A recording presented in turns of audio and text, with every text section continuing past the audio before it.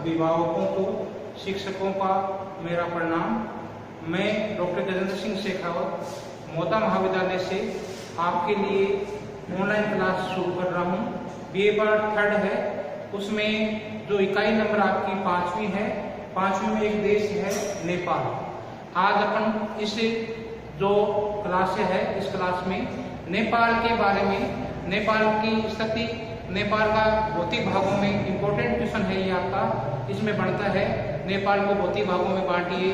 नेपाल की जो तराई प्रदेश है, इम्पोर्टेंट प्रश्न बनता है, इम्पोर्टेंट B सेक्शन में इम्पोर्टेंट प्रश्न बनता है आपका, तराई प्रदेशों का वर्णन कीजिए। तो आज अपन शुरुआत करते हैं। ऑनलाइन में आप लोग पढ़ाई कर रहे होंगे, स्वस्थ होंगे। आप लोग जो स्वास्थ्य का ध्यान रखें कोविड महामारी के कारण से, और आप लोग मन से पढ़ाई करें और ऑनलाइन क्लास में मेरा साथ दें। शुरुआत करते हैं नेपाल की। नेपाल आपका इकाई 5वीं में है। 5वीं में एक नेपाल है, एक श्रीलंका है, एक बांग्लादेश है। आज अपन नेपाल के बारे में है। तो नेपाल हिमालय की उपत्यका के मध्य स्थित एक ऐसा देश है जहां भौगोलिक परिस्थितियां अत्यंत महत्वपूर्ण भूमिका निभाती है। सदियों से इस देश को विशिष्टता प्रदान किए गए है। भारतीय उपमहाद्वीप में नेपाल एक स्वतंत्र देश की भूमिका निभाता है, चाहे मुगल काल हो चाहे ब्रिटिश काल हो, यह हमेशा स्वतंत्र देश के रूप में रहा है। भारत और जो चीन है, इसके मध्य एक तरफ ये भारत है और एक तरफ ये चीन है। इन दोनों के मध्य ये बफर स्टेट का काम करता है नेपाल। भौगोलिक स्थिति की दृष्टि से यह एक अत्यंत महत्वपूर्ण देश है जो दो मजबूत महाशक्तियों के मध्य है। एक तरफ इसके ये चाइना है जो उत्तर में है, और दक्षिण भाग है या आपका पूर्वी भाग है या पश्चिमी भाग है जिसमें भारत है। दो महाशक्तियों के बीच में ये बफर स्टेट अंतस्थ देश का स्वरूप प्रदान करता है। जो आपका ये नेपाल है, नेपाल का यदि अपन स्थिति और विस्तार की दृष्टि से देखें तो नेपाल है, इसका विस्तार 26 डिग्री 20 मिनट से लेकर 30 डिग्री 10 मिनट। विस्तार की दृष्टि से देखें तो आपका ये नेपाल है। नेपाल 26 डिग्री आपका उत्तरी अक्षांश से लेकर जो 26 डिग्री उत्तरी अक्षांश है, इसके मध्य इसका जो विस्तार है, उत्तर से दक्षिण में जो विस्तार है इसका, वो आपका विस्तार है। ये 20 डिग्री उत्तरी अक्षांश से लेकर आपका 30 डिग्री जो ये उत्तरी अक्षांश है इसके मध्य स्थित है। जबकि देशांतरी विस्तार इसका है ये 80 डिग्री जो पूर्वी देशांतर है से 88 डिग्री पूर्वी देशांतर के मध्य स्थित है। विस्तार की दृष्टि से देखो 26 डिग्री 20 मिनट से 30 डिग्री 10 मिनट उत्तरी अक्षांश, तथा जो देशांतरी विस्तार है वो आपका 80 डिग्री 15 मिनट से लेकर 88 डिग्री 15 मिनट पूर्वी देशांतर के मध्य स्थित है। जहां तक क्षेत्रीय विस्तार की दृष्टि से इसका नेपाल का जो क्षेत्रफल है ये 1,39,860 किलोमीटर है। यह है पूर्व में, यह है पूर्व से पश्चिम, पूर्व से ये पश्चिम। ये जो इसकी लंबाई है ये 830 किलोमीटर है। इसकी पूर्व से जो पश्चिमी ये जो लंबाई है ये 830 किलोमीटर है। जबकि उत्तर से दक्षिण ये जो इसकी चौड़ाई है या लंबाई मानो, ये चौड़ाई है आपकी 160 किलोमीटर है। इसका जो विस्तार है आपका, वो आपका विस्तार 1,39,860 किलोमीटर है। ये पूर्व से पश्चिम 830 किलोमीटर है। जबकि उत्तर से दक्षिण की तरफ ये जो इसकी चौड़ाई है ये आपकी है 160 किलोमीटर।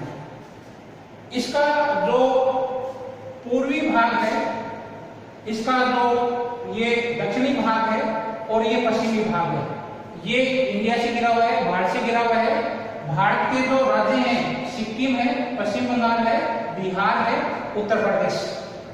सिक्किम इसके पूर्वी भाग, इसका जो नेपाल का जो पूर्वी भाग है वो आपको भारत है। भारत में भी जो राज्य हैं सिक्किम और वेस्ट बंगाल लगती है इसमें। और इसका जो दक्षिणी भाग है इसमें बिहार और उत्तर प्रदेश, जबकि जो इसका ये पश्चिमी भाग है, पश्चिमी भाग में इसके आगे ये उत्तर प्रदेश लगता है, भारत का भाग लगता है और भारत में उत्तर प्रदेश का भाग लगता है।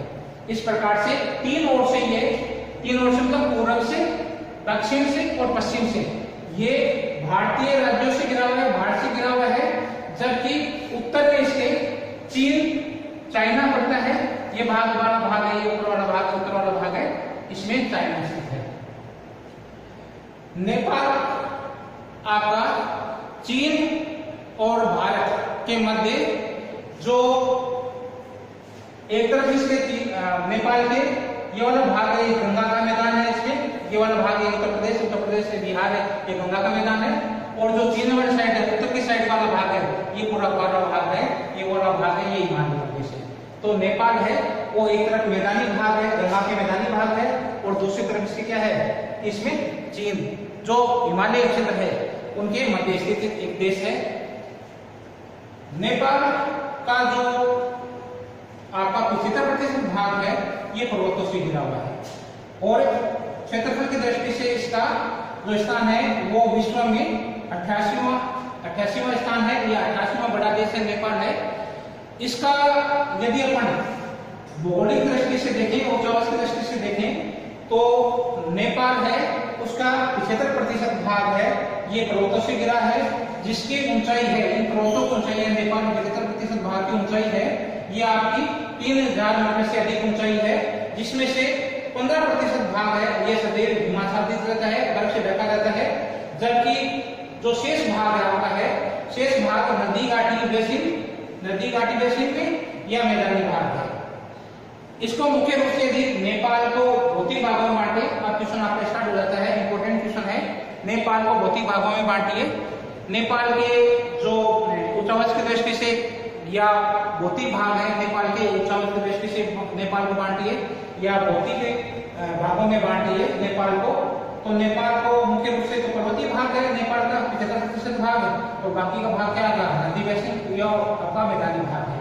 तो इसको दक्षिण से उत्तर की तरफ, मतलब यहाँ से उत्तर की तरफ चलेंगे, यहाँ से उत्तर की तरफ चलेंगे, यहाँ से उत्तर की तरफ चलेंगे, यहाँ से उत्तर की तरफ चलेंगे, तो ये दक्षिणी भाग है। यहाँ दक्षिण से लेकर उत्तर की तरफ इसको 4 भागों में बांट दिया जाता है। नेपाल को 4 भागों में बांटा जाता है, ऊंचाई की दृष्टि से या भौतिक भाग की दृष्टि से। ये भाग है आपका, ये नेपाल का दक्षिणी भाग है, और ये ऊपर वाला भाग है ये नेपाल का क्या है, उत्तरी भाग है। नेपाल को दक्षिण से उत्तर की तरफ 4 भागों में बांटते हैं। 4 भाग कौन कौन से हो गए इसके, जो बिल्कुल नेपाल का दक्षिणी भाग है, ये वाला भाग है जो है दक्षिण का भाग है, ये भाग कहलाता है आपका जो तराई प्रदेश। तराई प्रदेश से अपन और उत्तर की तरफ चलते हैं तो महाभारत लेक, और उससे उत्तर की तरफ चलते हैं मध्यवर्ती प्रदेश आएगा, और उसके बाद में चलेंगे महाभारत आपका महान हिमालय प्रदेश आएगा। तो ये नेपाल को 4 भाग हो गए मुख्य रूप से। जो उसका नेपाल का दक्षिणी भाग है, नेपाल का दक्षिणी भाग तराई प्रदेश कहलाता है। उससे उत्तर की तरफ चलते हैं तो आपका जो महाभारत लेक प्रदेश आता है। उससे उत्तर में चलेंगे, आगे तक चलेंगे, ये वाला भाग है ये आपका मध्यवर्ती भाग तक चलते हैं, और बिल्कुल अपन उत्तर की तरफ चलेंगे, ये वाला जो भाग है, ये वाला भाग है, ये पूरा भाग है, ये वाला पूरा भाग है, ये आपका कहलाता है इसमें पर्वतीय प्रदेश या जो महान हिमालय प्रदेश। इस प्रकार से जो दक्षिण से उत्तर की तरफ जो नेपाल है उसको 4 भागों में बांटा गया है, तराई प्रदेश, महाभारत लेक, मध्यवर्ती प्रदेश और महान हिमालय प्रदेश। अब इसमें आपका पहला जो प्रदेश है तराई प्रदेश नेपाल के, तराई प्रदेश है ये नेपाल के दक्षिण से, ये नेपाल के क्या है, ये वाला भाग है, ये नेपाल के दक्षिण में, और ये जो आपका उत्तर प्रदेश वाला भाग है, बिहार वाला है, ये गंगा का मैदान है, इनके मध्य में स्थित है। तराई प्रदेश नेपाल के दक्षिण में, गंगा के मैदान के उत्तर में स्थित है। ये यहाँ पर कौन सा है, ये तो यहाँ पर ये जो प्रदेश है नेपाल का कौन सा भाग हो गया, दक्षिणी भाग हो गया, और ये भारत का ये जो ये मैदान है इसको कहते हैं गंगा का मैदान, और गंगा का मैदान का कौन सा भाग हो गया, उत्तरी भाग हो गया। जो ये वाला भाग है ये क्या भाग हो गया, ये वाला भाग और ये वाला भाग, इसके बीच में ये वाला जो है ये तराई प्रदेश कहलाता है। नेपाल का दक्षिणी भाग है जो, और जो आपका क्या है गंगा का मैदान है, गंगा का मैदान का उत्तरी भाग, इसके मध्य में ये स्थित है, ये वाला भाग है, ये कहलाता है तराई का प्रदेश, तराई का मैदान या तराई प्रदेश। तराई प्रदेश है नेपाल के दक्षिण में और जो गंगा के मैदान है उसके उत्तर में स्थित है।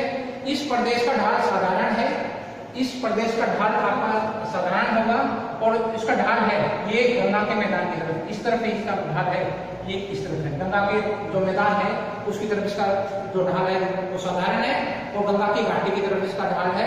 इसका उत्तरी भाग है, ढाल तो उसका कैसा है, ढाल तो है इसका साधारण तथा गंगा के मैदान में, गंगा के मैदान, ये तो इसका ढाल है। जो इसका तराई प्रदेश का जो दक्षिणी भाग है, तराई प्रदेश का जो भाग है दक्षिणी भाग है और उत्तरी भाग है, दो भागों में बांटेंगे इस तराई प्रदेश को। तराई प्रदेश का जो उत्तरी भाग है वो भावर कहलाता है,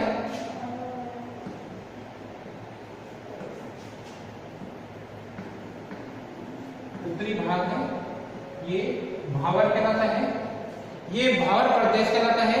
इस भाग में बालू और रोकड़ी मिट्टी पाई जाती है,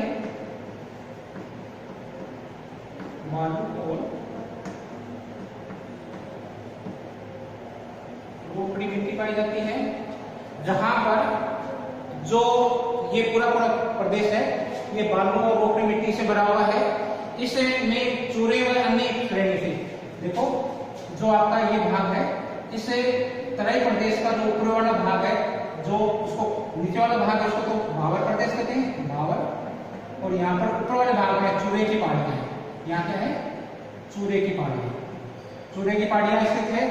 इस चूरे की पहाड़ियों से, चूरे की पहाड़ियों से आपके अन्य श्रेणियों से निकलने वाली नदियां हैं, अधिकांश नदियां हैं जो आपके क्या है भावर में आके लुप्त हो जाती है, डूब जाती है। ये भाग अत्यधिक उपजाऊ है, जो आपका ये वाला जो तराई प्रदेश है ये अत्यधिक उपजाऊ है और घना बसा हुआ है। भावर प्रदेश वनाच्छादित प्रदेश है, ये वाला भाग ऊपर वाला भाग इसका भावर प्रदेश है, ये भावर प्रदेश क्या है वनाच्छादित है, पूरा पूरा भाग है वनाच्छादित,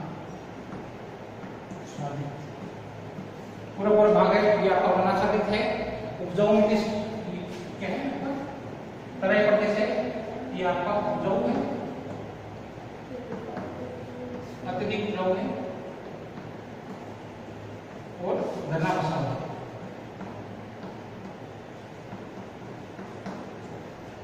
यहाँ की मिट्टी है वो बालू है और खड़िया है, उपजाऊ मिट्टी है।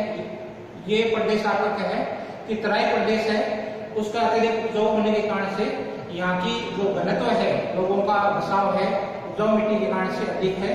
यहाँ जो चूड़े इसके आपके जो दक्षिण में यहाँ से चूड़े की पहाड़ी श्रेणी से नदियां निकलती है और नदियां यहाँ के नीचे की तरफ आके आपके इसमें डूब जाती है। यह भाग अत्यधिक उपजाऊ है और तराई प्रदेश के उत्तर में एकाकी पहाड़ियां उठी हुई है। इस तराई प्रदेश के उत्तर में ये वाला भाग है, यहाँ एकाकी पहाड़ियां हैं, इसको शिवालिक पहाड़ियां कहते हैं, शिवालिक पहाड़ियां, और इनको नेपाल में चूड़े की पहाड़ियां भी कहते हैं। शिवालिक पहाड़ियां भी है, चूड़े की पहाड़ियां कहते हैं इनको। तराई प्रदेश का उत्तरी भाग है, तराई प्रदेश का ये उत्तरी वाला भाग है, यह वाला भाग है, ये पूरा पूरा क्या है दलदली है, दलदल, पूरा पूरा भाग क्या है दलदली है। और दलदली होने के कारण से यहाँ पर हमेशा मलेरिया का प्रकोप बना रहता है। और दक्षिणी भाग है, ये उत्तरी भाग तो क्या है दलदली है, उत्तरी भाग दलदल, मलेरिया का प्रकोप रहता है, मलेरिया का प्रकोप। जबकि जो दक्षिणी भाग है ये अत्यधिक उपजाऊ है, जो ये वाला भाग आगे वाला भाग है, जो गंगा के मैदान से मिला हुआ भाग है, जो दक्षिण का भाग है इस तराई प्रदेश का, इस तराई प्रदेश का उत्तरी भाग है, चूड़े की पहाड़ियां है, दलदली क्षेत्र है, वहां मलेरिया का प्रकोप रहता है। दक्षिणी भाग है अत्यधिक उपजाऊ।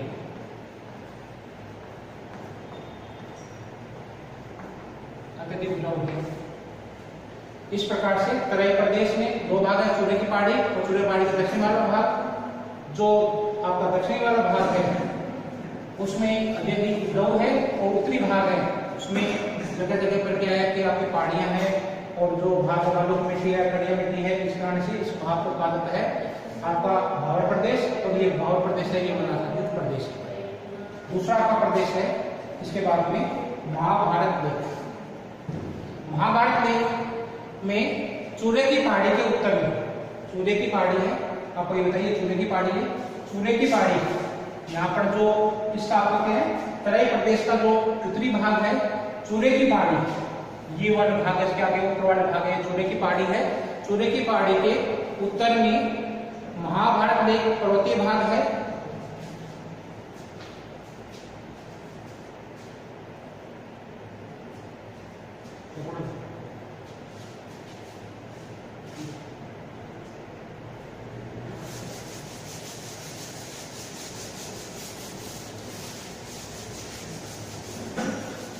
दो नंबर आपका प्रदेश है, दो नंबर आपका प्रदेश है महाभारत लेख।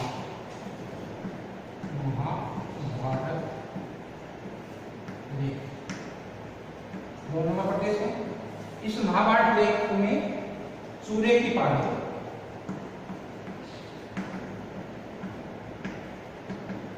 चूरे की पहाड़ियां हैं जो आपकी ये इससे लेकर जो आपके उत्तर की तरफ, उत्तर में जो पहाड़ियां हैं वो महाभारत लेख पहाड़ियां हैं, महाभारत लेख पहाड़ियां हैं। ये ऊपर वाला भाग है, ये महाभारत लेख पहाड़ियां पाई जाती है। इसकी जो ऊंचाई है, ऊंचाई है इसकी वो 1300 मीटर से लेकर 3000 मीटर के मध्य पाई जाती है। अत्यधिक जटिल पहाड़ियां हैं ये अत्यधिक जटिल पहाड़ियां हैं, मोरदार पर्वतीय पहाड़ियां हैं, जहां महाभारत लेख और चूरे की सिलसिलेवार जो पहाड़ियां हैं वो अलग अलग होती है। यहाँ घाटियों को दून कहा जाता है, घाटी हैं, घाटियों को क्या कहा जाता है, दून कहा जाता है। यहाँ जो महाभारत लेख है, इन महाभारत लेखों में घाटियां पाई जाती है। घाटियों को आपको दून कहा जाता है या आंतरिक तराई।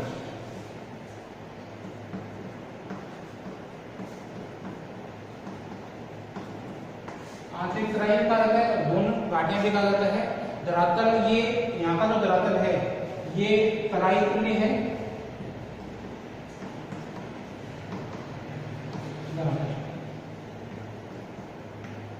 धरातल यहाँ का तराई तुल्य है। यहाँ डग, देवपुरी, नवलपुर, चितवन में जो दून घाटियों का विस्तार है कहाँ है, डग,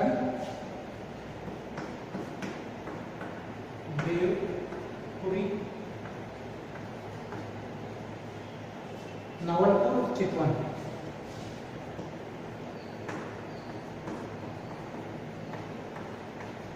इन क्षेत्रों में ये आपका घाटी जो दून घाटियां पाई जाती है इनका विस्तार किया जाता है।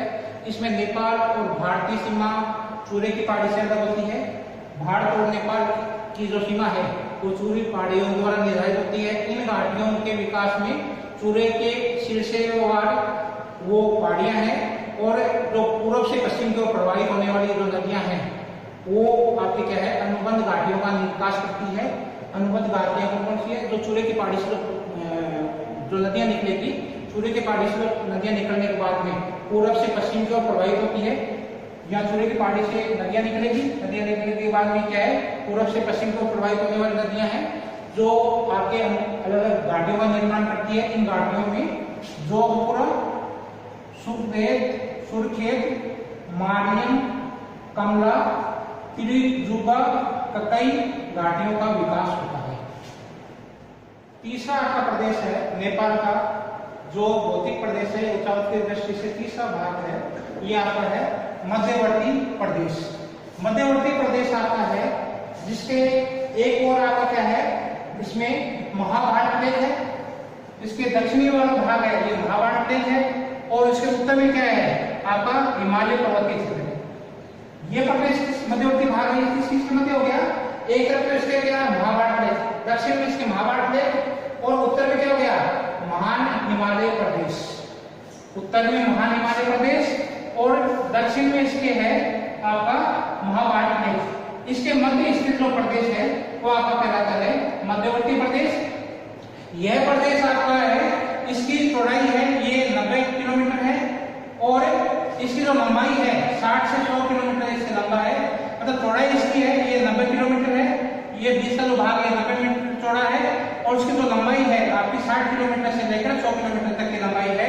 ऊंचाई की दृष्टि से देखा जाए तो ये 250 आपका 2050 से लेकर 4550 मतलब 2500 आपका मीटर से लेकर 4550 मीटर ऊंचा है, और ऊंचाई है इसकी।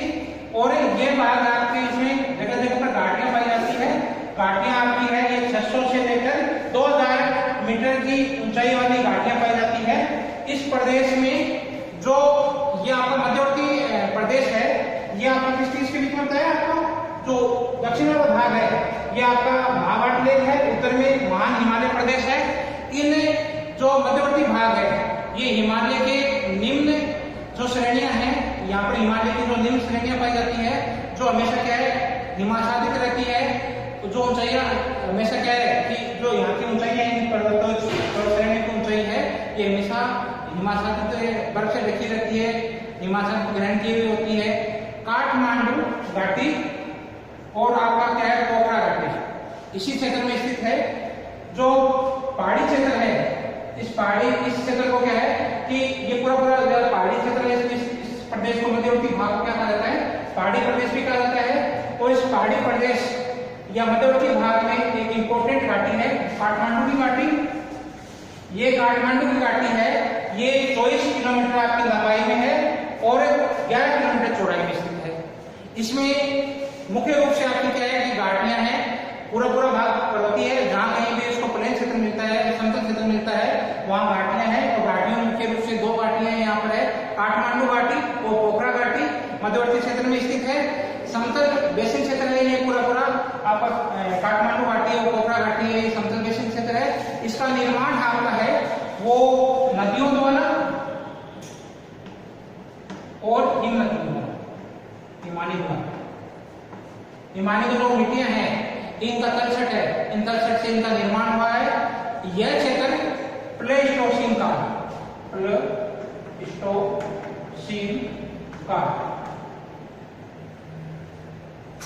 इस जो क्षेत्र का निर्माण है वो प्लेस्टोसीन काल या युग में हुआ है। यहाँ जो काठमांडू है, काठमांडू घाटी है, इसमें काठमांडू जो नेपाल की राजधानी भी है और सांस्कृतिक विकास भी यहाँ अधिक हुआ है। तो ये काठमांडू घाटी है, ये इंपॉर्टेंट क्षेत्र है इस मध्यवर्ती भाग का, ये पूरे देश के लिए इंपॉर्टेंट क्षेत्र है। जिसमें काठमांडू घाटी है उसमें काठमांडू देश की राजधानी भी है और सांस्कृतिक विकास की धुरी भी माना जाता है। यहाँ बागमती नदी बहती है,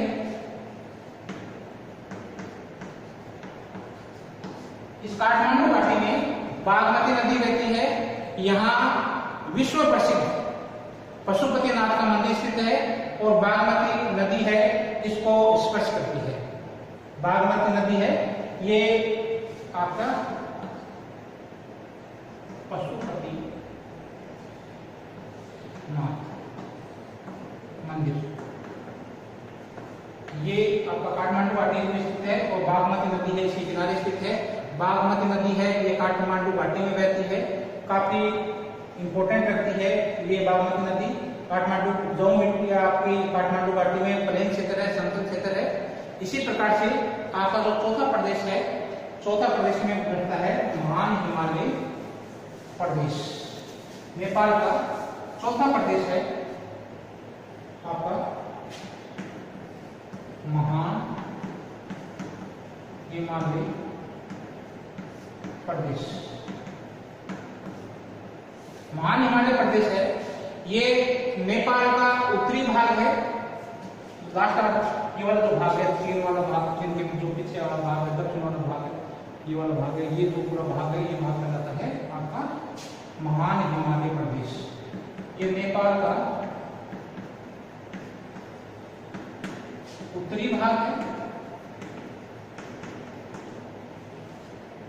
जो अभी भी जो अप्रवेश्य है, ये क्षेत्र पूरा पूरा क्या है, अप्रवेश्य, पूरा पूरा भाग अप्रवेश्य है। जो आपकी ये भाग है, ये अत्यधिक ठंडा है और बर्फीला है, ठंडा भी है, बर्फीला भी क्षेत्र है। ऊंची चोटियां पाई जाती है, गहरे आपके ढाल पाए जाते हैं, गहरे गहरे संकरी घाटियां पाई जाती है। क्या विशेषता इसकी? चोटी, ऊंची चोटियां पाई जाती हैं,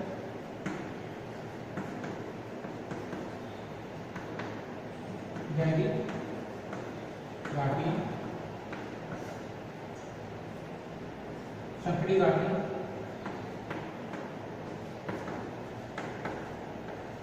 इस क्षेत्र में मुख्य रूप से मिलती है। बर्फीला क्षेत्र है, सघन क्षेत्र आपका बर्फीला क्षेत्र, ठंडा क्षेत्र है, ठंडा क्षेत्र है, बर्फीला क्षेत्र है आपका। इससे होकर नदियां हैं, इंपोर्टेंट जो नेपाल की नदियां हैं वो इसी प्रदेश से निकलती है और पूरे नेपाल में उत्तर से दक्षिण से बहती है। इन नदियों में मुख्य रूप से आपकी है कर्णाली, ये नेपाल की सबसे बड़ी नदी है, कर्णाली नदी है, कोसी नदी है, गंडक नदी है, कर्णाली, कोसी, गंडक, ये नदियां इसी क्षेत्र में प्रवाहित होती है, जो हजारों मीटर गहरी आपकी घाटियों का निर्माण करती है।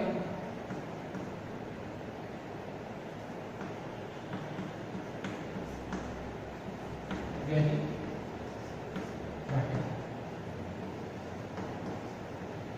घाटियों का निर्माण करती है।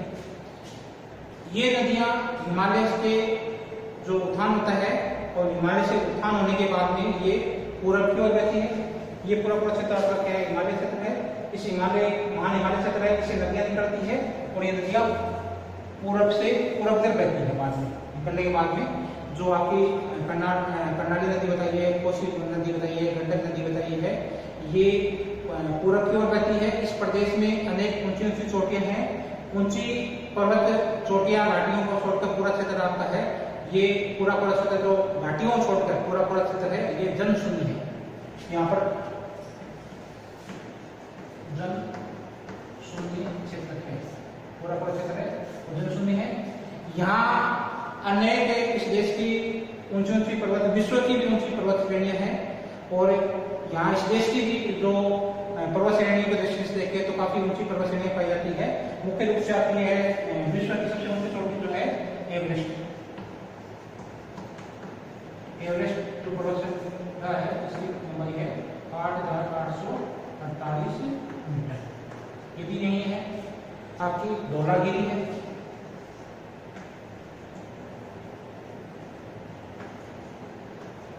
धौलागिरी की ऊंचाई है 8,507 मीटर है। इसके बाद में आपके मकालू है 8,475 मीटर। इसके बाद में आपके अन्नपूर्णा है नदी, आपके पर्वत श्रेणी है अन्नपूर्णा 8,078 मीटर। इस प्रकार से ये विश्व की ऊंची चोटियां हैं, वो भी महान हिमालय प्रदेश में है। महान हिमालय प्रदेश में आपके एवरेस्ट है 8,848 मीटर है, धौलागिरी है 8,507 मीटर है, मकालू है 8,475 मीटर है, अन्नपूर्णा है 8,078 मीटर है। इस प्रकार से ये पूरा क्षेत्र है आपका, ये पर्वतीय क्षेत्र है। चौथा प्रदेश है जो महान हिमालय बर्फ से ढका हुआ है, जनशून्य यहाँ पर लोग रहते हैं। यहाँ पर मुख्य रूप से नदियां कर्णाली, कोसी, गंडक नदियां बहती है। उम्मीद है आज आपको ये चैप्टर समझ में आया होगा। आप लोग ऑनलाइन पढ़ाई करें, मन लगा के पढ़ाई करें। आप लोग जो खूब अच्छे से स्टडी करें। आपकी परीक्षा है और जो नए स्टूडेंट आए उनके लिए भी ये अच्छा टॉपिक है लर्न करने के लिए। धन्यवाद आपको।